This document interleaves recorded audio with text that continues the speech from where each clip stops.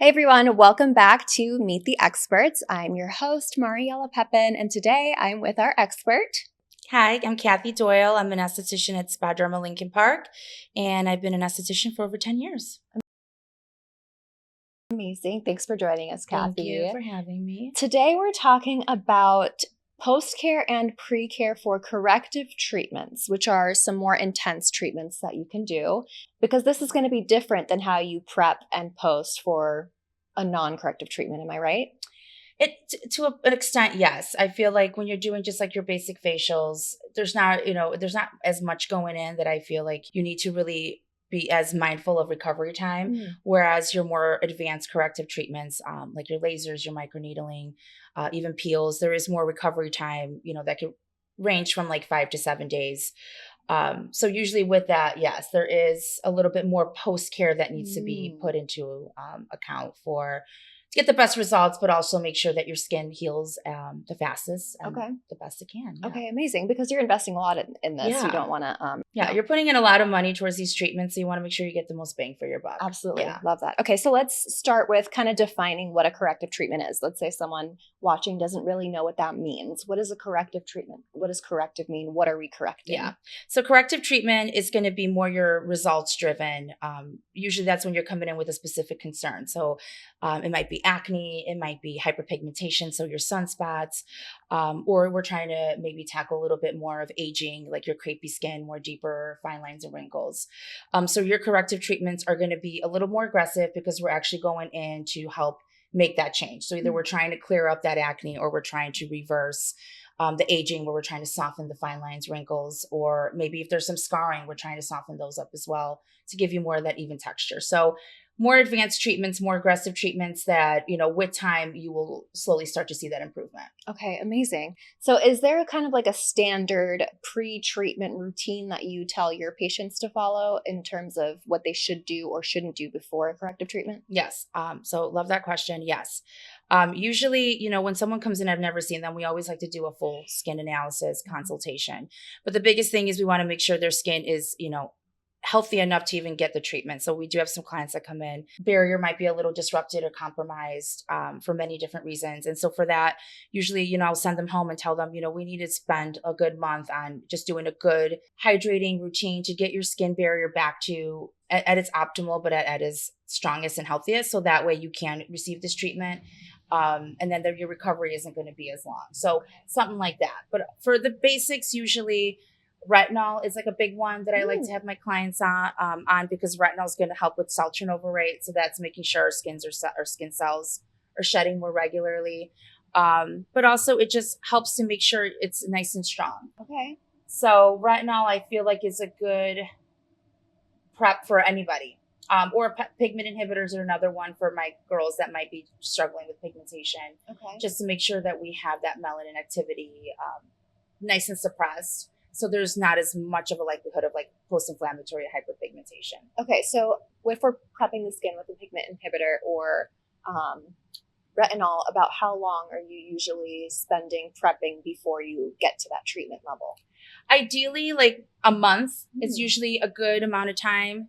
For some clients, we can, get them at least like 2 to 3 weeks. So it's a case by case depending on where their skin is. But usually I think a month, 2 to 4 weeks is usually like a good time frame. Okay, love that. So essentially we can think of this as like strengthening your skin enough to handle the treatment, right? Yeah. So to prevent having adverse or reactions or issues afterwards. Is that right? Yes. Okay, awesome. Love that. And then let's talk a little bit more about the post-care side, because after an aggressive treatment, you've got to kind of take care of your skin to make sure you're not causing any damage, right? Right. So the biggest thing I say is hydration. Like hydration is going to be your best friend for post-recovery with any treatments, your chemical peels, microneedling, because what we are technically putting a controlled inflamed, inflammation into the skin. So it's a controlled response that we're trying to get to make that change. But with that, we want to make sure that your skin is as hydrated as possible, because the more hydrated, the better it's going to function. We're going to not get as much as what's called that transepidermal water loss, which our skin, just the moisture kind of evaporates from our skin, especially when we have done something as aggressive as like, your peels or anything like that. So the more hydrated, the faster it will heal. And hopefully you won't have as much flaking or peeling along the way as well. Okay, awesome. I want to go back to that controlled injury, controlled situation, because I've seen comments online where people say like, oh, I did a chemical peel and I got burned. Obviously, that's a different scenario where you don't want to have marks and stuff. Yeah. But essentially, these corrective, more advanced treatments are essentially causing damage intentionally to elicit that healing response, to make the results on the other side like supercharged, right? Yeah. Is that how they work? Mm-hmm. Okay, amazing. Yeah. So like you have your laser, so we're focusing on like vascularity, or we're focusing on like hyperpigmentation. These light therapies like your IPLs or BBLs are going to target that pigment in the skin. But we are putting heat into the skin, and we want to create that inflammation. That heat is what's going to make change. But yeah, if you do too much too soon, it can cause a burn, or it can cause like some bruising. So, with these corrective treatments, of course, there's always like less is more sometimes. Like kind of, this is why the skin has to be prepped and it has to be healthy for that reason, so we can withstand this inflammation. And that way we're not getting as much of these adverse reactions. Yeah. And I think the most hydrated, healthiest skin that you have is the best that's going to receive these treatments and heal. Amazing. Yeah. So let's say worst case scenario, someone went to a place where the person did kind of leave them with a negative reaction. What can they do afterwards to fix it or to get themselves back on the right track? Yeah. So obviously reach out to the provider that, did perform the treatment, because they usually have protocols in place. Every medical spa that's usually performing these kinds of treatments, they do have a protocol that they follow on, okay, what are we doing? How severe is the adverse reaction? And then, usually we have like a line of like, things to do to make sure that, we're kind of checking everything off the box. Okay. But normally there is like ointments and creams that you can get that will help start the healing process. Okay. In cases of burns, there is prescription topicals that you can use that will help, alleviate that as well and heal it to the best that it can. The worst case scenario with a lot of these is getting your hypopigmentation. And in that case, usually, depending on how severe the reaction is, there's things that you can do after to help to fix that. Yeah, to fix that issue. Okay. So usually like it sucks because there is some downtime and it's not something that we want to walk out being like, okay, now it's another thing.